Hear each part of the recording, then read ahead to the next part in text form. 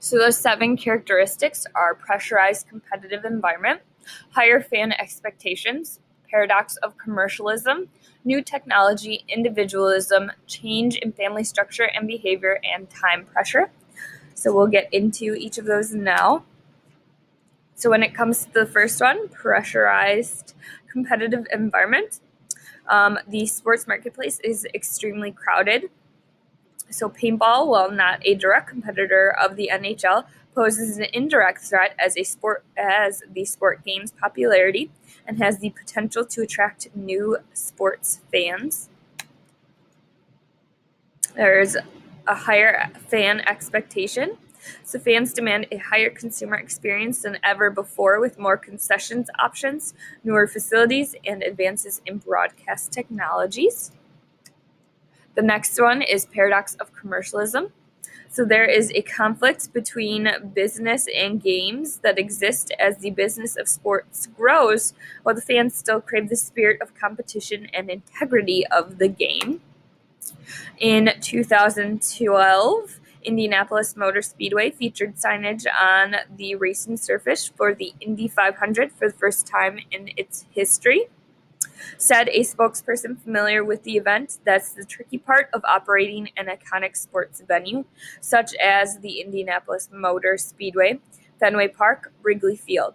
That's the balancing act. How do you maintain the integrity of the facility, but at the same time be able to compete in this new world of sponsorship sales, where marketing revenue is important to help us keep down ticket prices and get brands involved that will activate to help us build the overall brand of the Indianapolis 500. Sports leagues and sports teams and leagues often face backlash and criticism from fans when a perception exists that the game becomes too commercialized. There is a fine line between commercialism and marketing, which is often on display when teams or leagues introduce new uniform designs. Adidas and Nebraska introduced new alternate uniforms for the 2015 football season, and while many fans were excited for the new look, critics were quick to voice concerns about disrespecting the school's historic and proud college football tradition. Many sports marketing executives wrestle with the decision as to whether they should sell the rights to advertise on the front of their jerseys.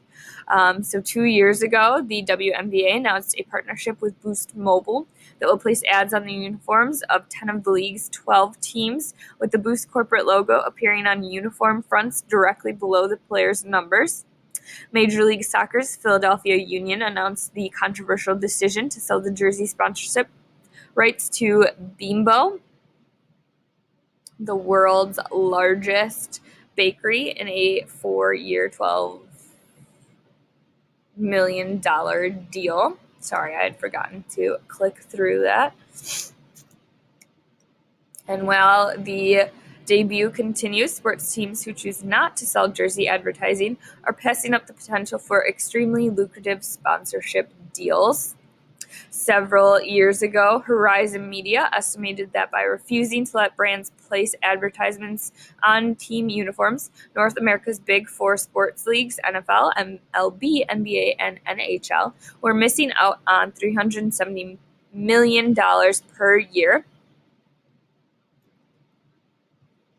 New NBA Commissioner Adam Silver told AdAge.com in 2014 that the sale of advertisements on NBA jerseys is inevitable, citing a higher level of acceptance by U.S. consumers as they are exposed to more and more jersey sponsorships. 2 years ago, an estimate said advertising on jerseys could bring in an additional $100 million in league revenue. So think about how the Bucks have the Harley Davidson on their jerseys.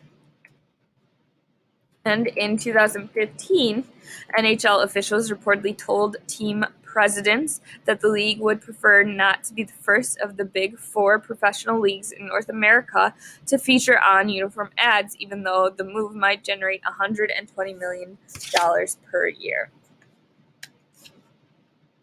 So as it becomes more and more challenging to generate profit in professional sports, many organizations look for new and creative ways to generate advertising dollars.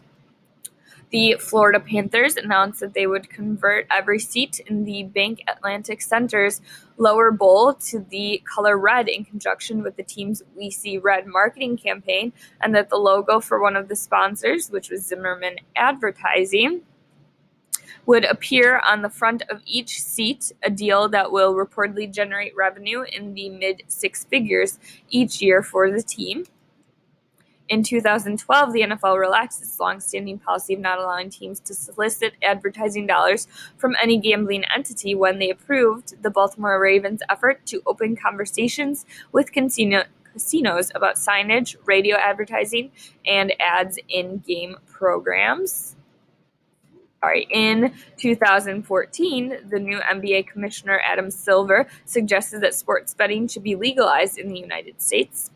And in the past 2 years, nearly every major professional sports property has partnered in some capacity with daily fantasy websites, which many would argue are already a form of legalized gambling.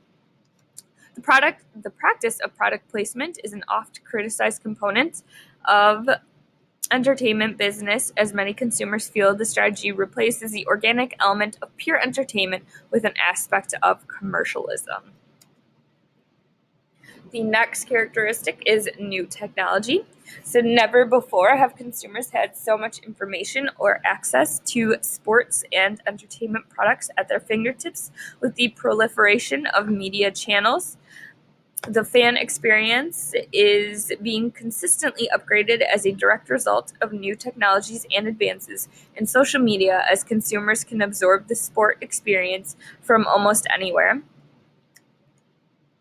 Devices like the Slingbox and mobile devices and tablets enable users to watch live sports or television programs remotely. In 2013 marked the first time that more than half of avid sports fans who use social media to follow sports do so while watching their favorite team's games, according to the 2013 Sports Fan Engagement Study conducted by Catalyst on behalf of Sports Business Journal. The next characteristic is individualism. Society as a whole has become less focused on group interaction and developed more specialized interests.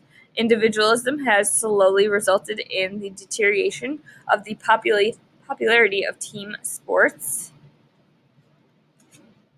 The fastest growing sports in America and internationally are individual sports. Pickleball, a sport that could be described as tennis, badminton, ping pong hybrid, was invented more than 50 years ago, is the fastest growing sport in North America and has been for the last 4 years. The Outdoor Industry Association reported that 10.5 million Americans rode stand-up paddleboards in 2011, also one of the fastest growing sports in the world. About 60% of the number of whitewater kayakers. Leisure Trends Group reported a 104% increase in U.S. stand-up paddleboard sales from April 2011 to April 2012, and another 90% by April 2013, which is according to the Denver Post. Even fishermen are supporting the trends. The next characteristic is a change in family structure and behavior. Today, more than half of all U.S. families are divorced, single-parent, or diverse groups of unrelated people. As a result, the decision-making process for sports and entertainment participation becomes more complicated. The last one is time pressure. The time demands Americans face today offer fewer hours for the consumption of sports in any capacity, be it as a spectator or a participant. It is not simply the activity itself that poses challenges for consumers. Consider the plight of the sports fan that purchased tickets to see a Dallas Cowboys game. Kickoff is at 7 p.m., and the fan leaves work at 5 p.m. to meet a friend at a local restaurant for a pregame dinner.